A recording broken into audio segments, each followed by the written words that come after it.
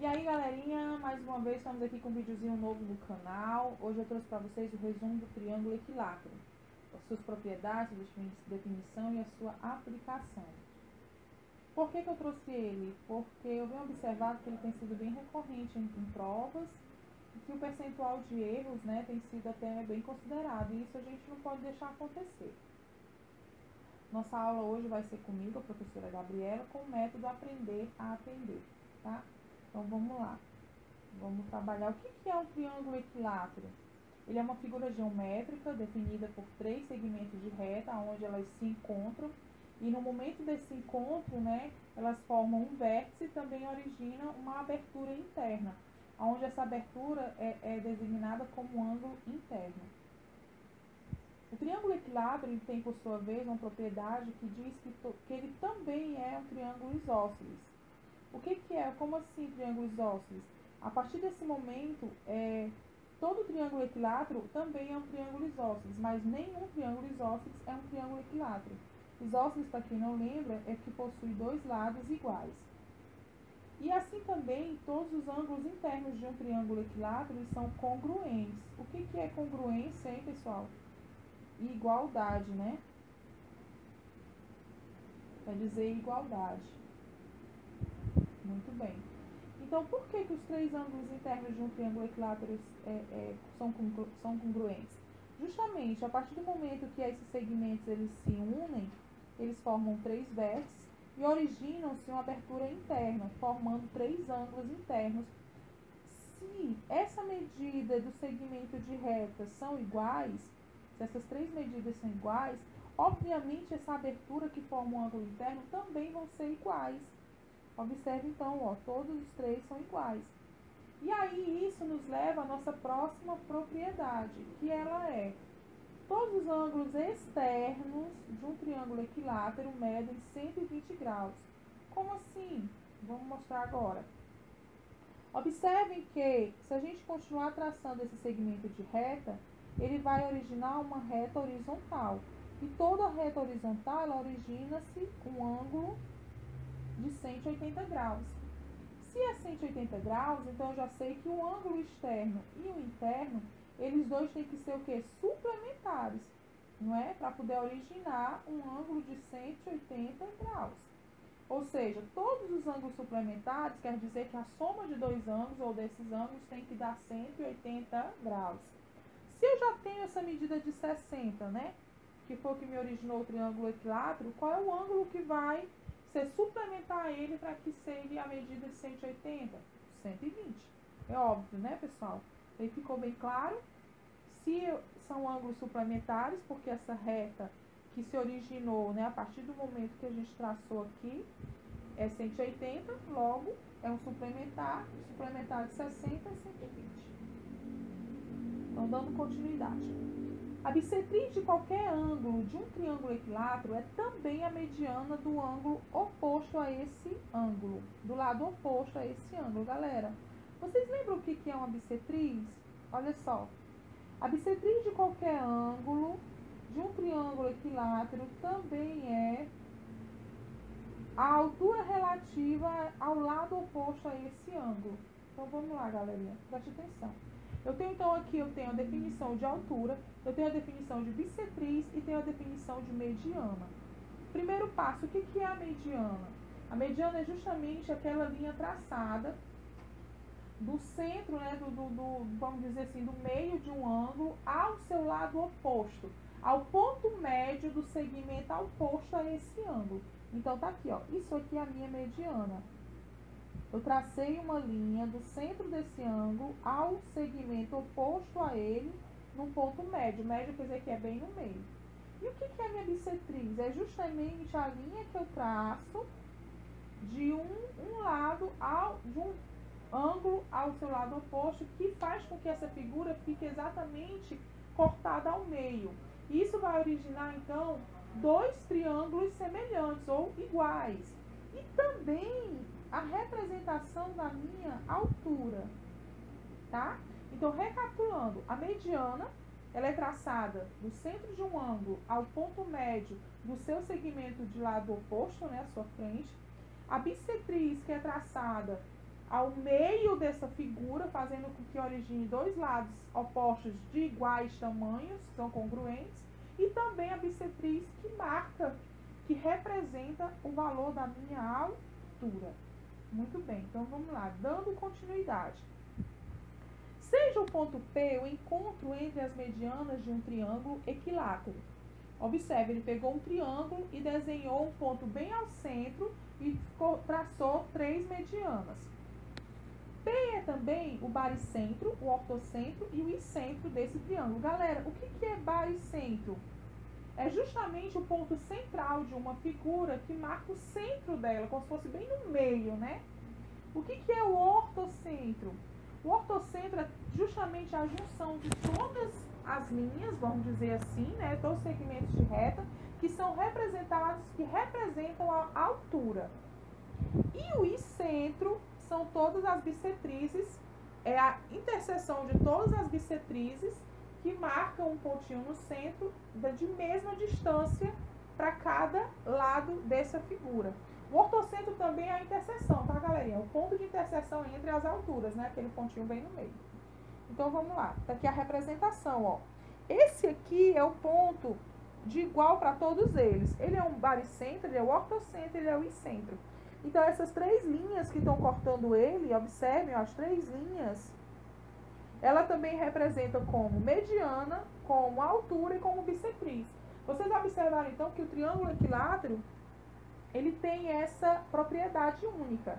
Para ele, a bissetriz, a mediana e a altura sempre vão ser representados pelo mesmo segmento de reta, né? Aqui é o que está dizendo ao lado, ó, relativas ao mesmo lado, ou seja, mediana, altura e bissetriz. São o mesmo segmento de reta, então P é o ponto de encontro das bissetrizes, medianas e alturas. Isso é muito importante, tá? Então, dando continuidade, eu vou trabalhar agora com as aplicações. O que são as aplicações? O que eu posso trabalhar dentro desse triângulo? Eu posso usar perímetro, posso tirar a altura e posso tirar a área. Então, vamos lá. O que é o perímetro? O perímetro é a soma de todos os lados. Então, eu sei que o triângulo equilátero possui 3 lados de exatamente igual medida.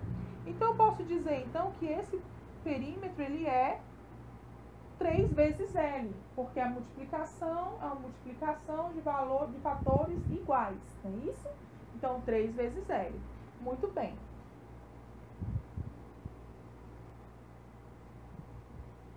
Então, agora eu vou dar continuidade com a altura. Então, o que é a altura, hein, galerinha? A altura é justamente a bissetriz que cortou esse triângulo exatamente ao meio. Mas observe, então, que eu tenho essa medida aqui na frente, ó, né? Que é a altura. Mas como que eu vou extrair essa altura? Eu só tenho a medida do lado, que é L, o H, que é uma letra, e o ângulo de 60. Observem que eu tenho um ângulo oposto e tenho uma hipotenusa. Porque isso aqui, se você observar, originou um ângulo de 90 graus, não é isso? Muito bem. Então, o que eu posso fazer aqui? Eu posso, então, dizer que a altura, ela é o seno de 60 igual à altura, o ângulo oposto, sobre L, que é a hipotenusa. Quem é o seno de 60? Raiz de 3 sobre 2. E aí, eu fiz o que, galera? Ó, vamos passar bem pra cá. Eu peguei o raiz de 3 sobre 2 igual a H sobre L. Meio pelos extremos. 2H é igual a L raiz de 3. Muito bem. Então, ficou H é igual a L raiz de 3 dividido por 2. E é justamente isso aqui que a gente encontrou, tá? Então, eu já sei que a minha altura, ela é L raiz de 3 sobre 2, tá? Eu não posso esquecer isso. Então, vamos agora tirar a nossa área. Muito bem. O que é a área? A área é base vezes altura. A altura foi aquele processo que nós fizemos anteriormente e encontramos isso aqui. Ah, galera, eu esqueci de um 2 bem aqui, ó, o expoente. Mas eu vou fazer aqui para vocês o processozinho. Então, vamos lá. Área é igual a L vezes L, raiz de 3, dividido por 2, dividido por 2. É isso aqui, tá? Então, vamos lá. L vezes L vai ser L ao quadrado. Então, vai ficar L ao quadrado, raiz de 3 sobre 2, dividido por 2. Divisão de fração. Conserva-se a primeira fração e multiplica pelo inverso da segunda. Mas o que é o inverso da segunda? Esse 2, ele está como se fosse um numerador. Então, eu vou transformar ele em denominador. E aí, isso aqui vai ficar como? Vai ficar, vem aqui, ó, L ao quadrado, raiz de 3 sobre 4. Muito bem. Vou escrever bem aqui, ó, a área é igual a L ao quadrado, raiz de 3, dividido por 4. Espero que todos tenham entendido isso, que é muito importante, tá? Então, vamos lá, vamos dar sequência. Então, na sequência, eu trouxe um exemplozinho para vocês, do Instituto Federal de Santa Catarina, da prova de 2017. O triângulo que possui 3 lados e 3 ângulos é uma das figuras geométricas mais importantes da geometria plana. Sabendo-se que é um triângulo equilátero ABC, o comprimento do lado AB mede 3x mais y, do lado AC mede 2x mais y mais 2 e do lado BC mede x mais 3y. Qual é o perímetro desse triângulo? Assinale a alternativa correta. Aí vem aí as opções, né? 24C, 6C, 18C. É a unidade que eles usaram de medida, não é isso? Vou fazer essa igualdade, que é muito importante essa igualdade. São os 3 lados, né? O lado 1, 3x mais y. O lado 2, 2x mais y mais 2. E o lado 3, x mais 3y. Primeira parte, o que eu vou fazer? Eu vou pegar essas duas aqui, o lado 1 e o lado 2, e vou fazer uma igualdade para tentar achar, tipo assim, fazer uma correlação entre x e y. A partir desse momento, eu isolei x para um lado e y para o outro. Então, eu encontrei que 2x equivale-se a 2y. Se você observar, nessa segunda equação aqui, nessa segunda valor de lado, eu tenho esse 2x bem aqui. Então, eu posso trabalhar ele, ó. Eu vou usar agora essas duas relações aqui, a 2 e a 3. Aonde tem 2x, eu vou substituir por 2y. E aí, vou isolar o y do x da mesma forma, até conseguir achar uma correlação. Quando você observa que eu fiz esse trabalho, né, o que é y para um lado e x para o outro, eu consegui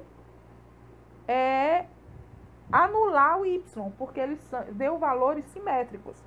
E aí, sobrou o x menos 2, que me originou o x igual a 2.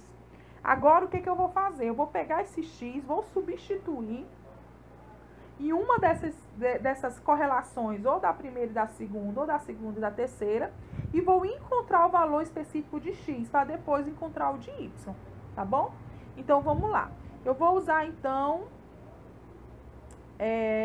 a primeira e a terceira. 3x mais y e x mais 3y. Muito bem. Aonde tiver x, eu vou substituir pelo valor 2. Eu vou colocar bem aqui do ladinho para a gente não esquecer. X igual a 2. Então, eu fiz essa substituição que deu 2 bem aqui e aqui deu 3 vezes 2 igual a 6. Agora eu vou fazer o quê? Eu só tenho uma variável. Observou que só ficou o y. Eu vou isolar o y porque eu desejo encontrar ele.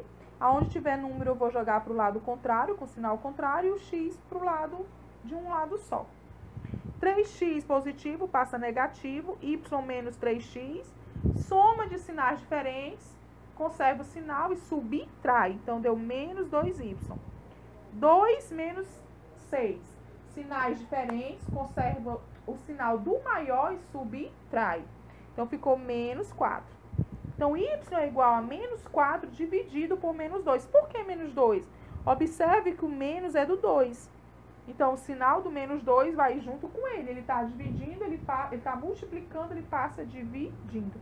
Então, observe que aqui deu coincidência, ó. O x e o y, eles resultam no mesmo valor, ou seja, 2. Agora ficou mais simples. Eu pego qualquer um dos valores, ou do lado 1, ou do lado 2, ou do lado 3. Isso aqui é o perímetro, tá? São os correspondentes de lado, mas é igual ao perímetro. Muito bem. Então, eu vou pegar, ó, 3x mais y, que deu 3 vezes 2 mais 2. Por quê? Porque tanto x como y é igual a 2 e originou em 8. Mas ele não quer saber só do 8, ele quer a soma dos três lados. Então, vai ficar 3 vezes 8 igual a 24, ou seja, 24UC. Galera, espero que todos vocês tenham gostado. No mais, foi isso, tá? Eu separei tudo, fiz tudo com muito carinho, com muito amor. Não esquece de deixar o like de vocês. Comenta aí embaixo se você conseguiu entender.